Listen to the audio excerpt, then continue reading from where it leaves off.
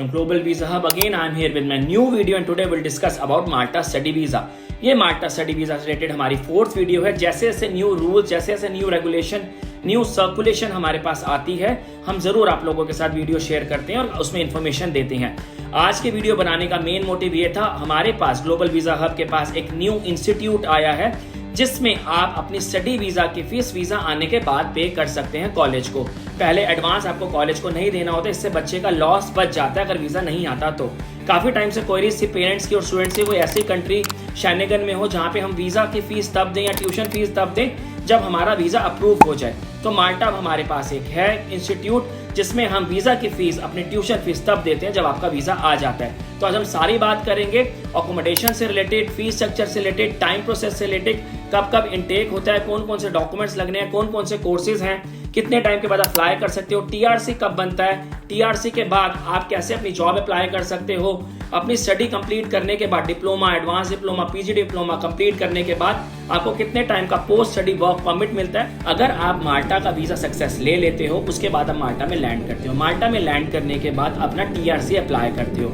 Normally TRC पहले 45 days to 50 days 60 days में आ रहा था, अब टीआरसी में 3 से 4 महीने लगते हैं। टीआरसी अप्लाई करने के लिए आपको वो सारे डॉक्यूमेंट्स अपने लेके जाने होते हैं जो आपने ऑलरेडी एम्बेसी के टाइम पे लगाए थे, प्लस बैंकिंग भी इंपॉर्टेंट होती है क्योंकि बैंकिंग भी लगानी होती है, प्लस एक हाउस कॉन्ट्रैक्ट भी जरूरी होता है। हाउस कॉन्ट्रैक्ट जब आप वहां जाते हो, जहां पे भी आप रहते हो वहां से मिल जाता है आपके नाम का।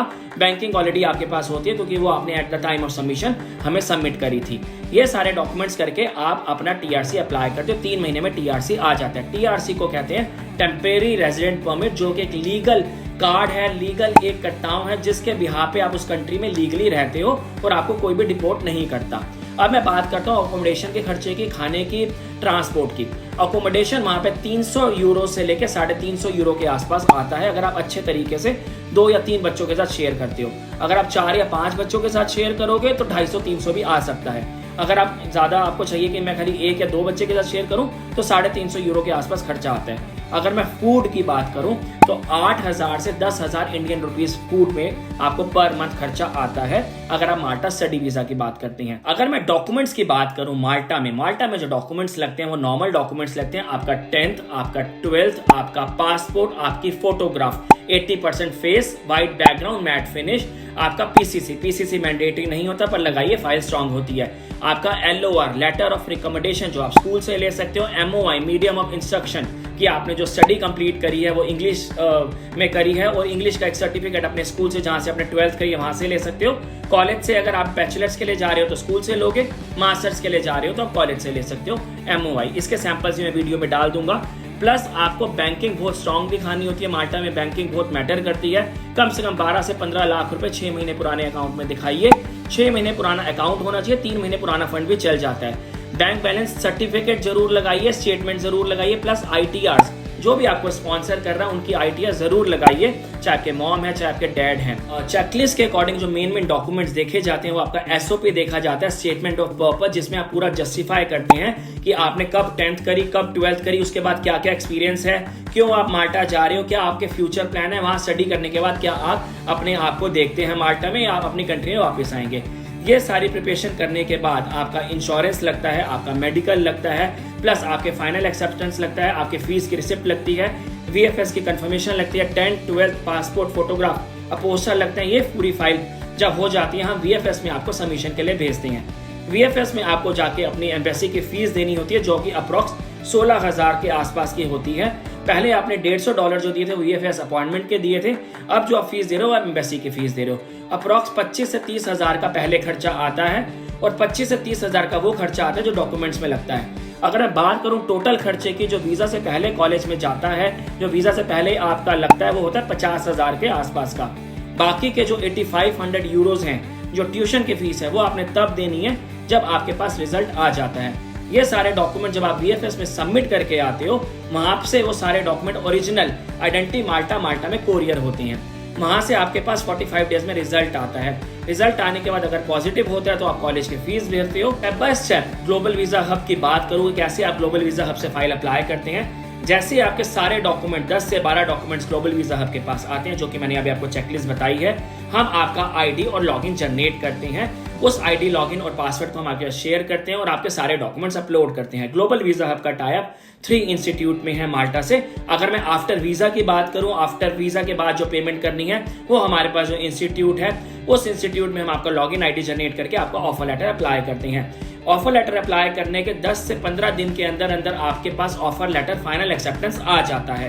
पहले आपका एक इंटरव्यू राउंड होता है जो कि कॉलेज के रिप्रेजेंटेटिव लेते हैं। वो आपका कम्युनिकेशन स्किल चेक करते हैं कि आप में कितना कॉन्फिडेंस है, प्लस आपने क्या स्टडी करी है और अपने आप को आप जस्टिफाई कर पा रहे हैं स्टडी के लिए कि नहीं। जैसे उनको जस्टिफिकेशन लगती है and they think that you are eligible to apply, वो आपके साथ ऑफर लेटर शेयर कर देते हैं। ऑफर लेटर आने के बाद आपको 150 यूरोस पे करना होता है offer acceptance fees, plus 150 euro पे करना होता है आपका VFS की अपॉइंटमेंट की।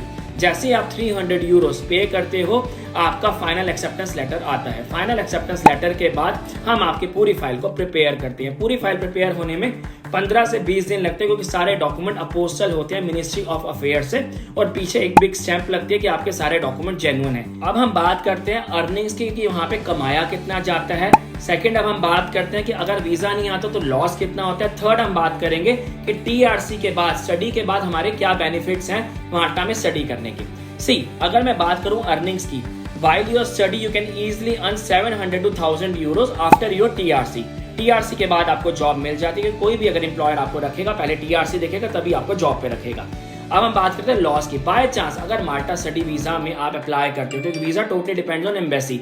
वीजा कोई भी किसी भी एजेंट ने नहीं देना, किसी भी कॉलेज ने नहीं देना, इंस्टीट्यूट ने नहीं देना, किसी पर्सनल इशू नहीं करके देना है ना आपका वीजा आपने एम्बेसी से लेना है। वीजा डिपेंड करता है आइडेंटिटी माल्टा पे, आपके डॉक्यूमेंट्स पे और आपके इंटरव्यू पे। माल्टा में इंटरव्यू आता है, 60% केसेस में इंटरव्यू आता है, 40% केसेस में इंटरव्यू नहीं आता।